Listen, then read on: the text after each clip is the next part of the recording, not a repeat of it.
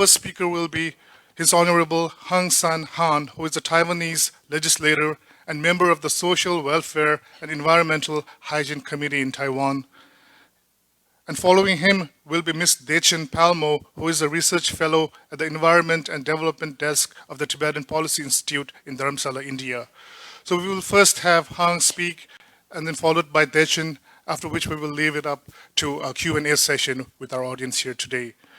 So Hung is the 10th legislator of Taiwan nominated by the Democratic Progress Party, DPP. He has been a member of the Social Welfare and Environmental Hygiene Committee since the first session of the current term. Prior to joining the Legislative Yuan, Hung was the Deputy Secretary General of the Green Citizens Action Alliance.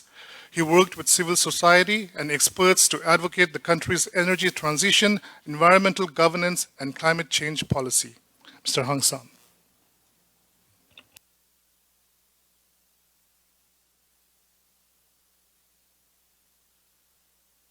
Good morning, everyone. I'm honored and grateful to participate in the WPCT at Washington, D.C. to share my thoughts about the global climate emergency. I'm a legislator representing DPP, the ruling party in Taiwan. Before I started my political career in 2020, I have been an active member in Taiwan's NGO community to work on environment and energy issue for more than 10 years.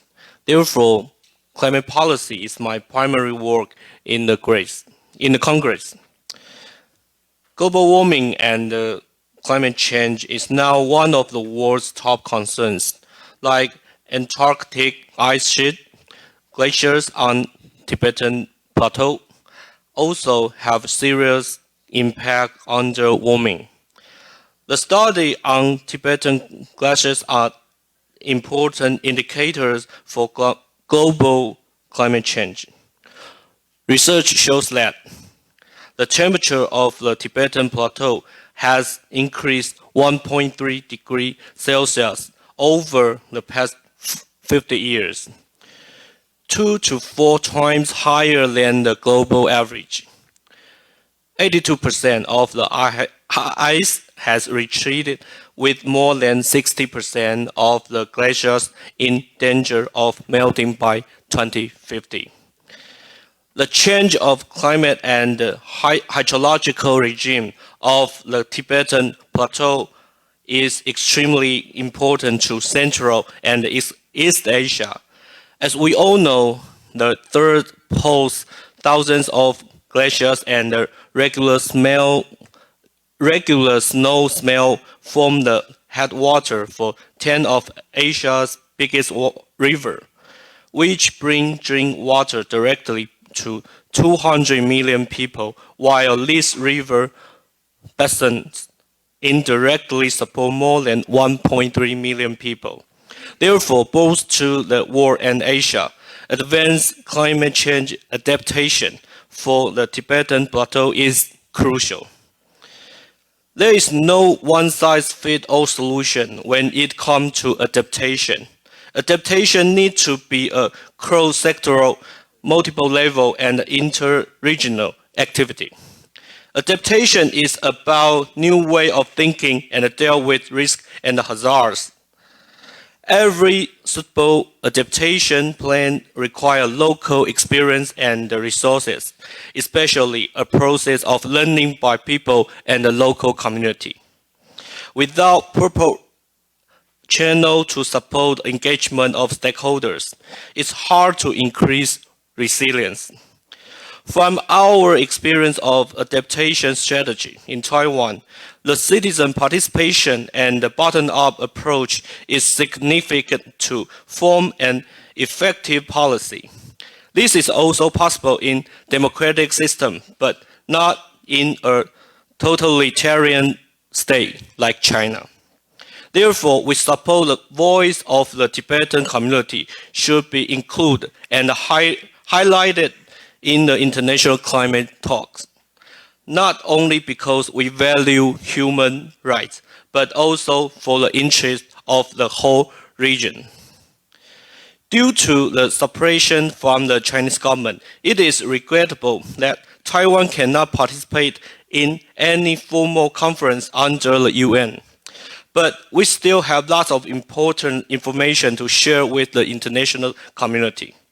Since our President Tsai Ing-wen took office in 2016, we have started our energy transition to rapidly increase the use of renewable energy, reduce coal-fired and phase out nuclear power by 2025.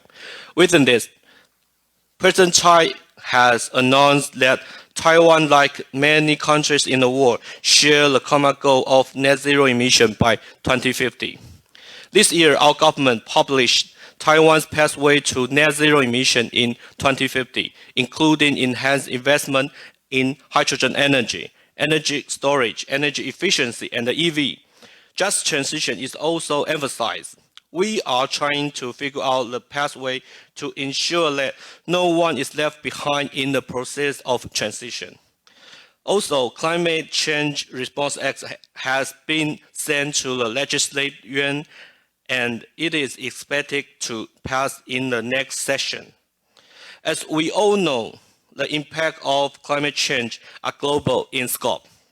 No single organization or country on their own can limit global temperature well.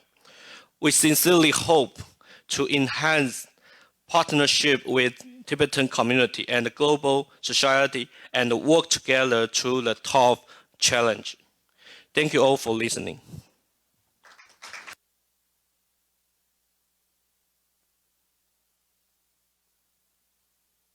Thank you, Hong. Next, we'll have Ms. Dechen Palmo. She is a research fellow at the Environment and Development Desk of the Tibetan Policy Institute in Dharamshala, India. She researches Tibet's transboundary rivers, focusing mainly on the Mekong and Brahmaputra rivers. She pursued her master's in international studies from Stella Maris College, University of Madras, and MPhil in International Relations from the University of Madras. She has also submitted her PhD thesis titled China's National Interests on Transboundary Water Resources, a comparative study of the Brahmaputra and the Mekong River. She has also written extensively on environmental issues in Tibet caused by the developmental projects of the Chinese government, and her work has been widely published in national and international media. Her presentation today is titled Major Environmental Challenges Facing Tibet.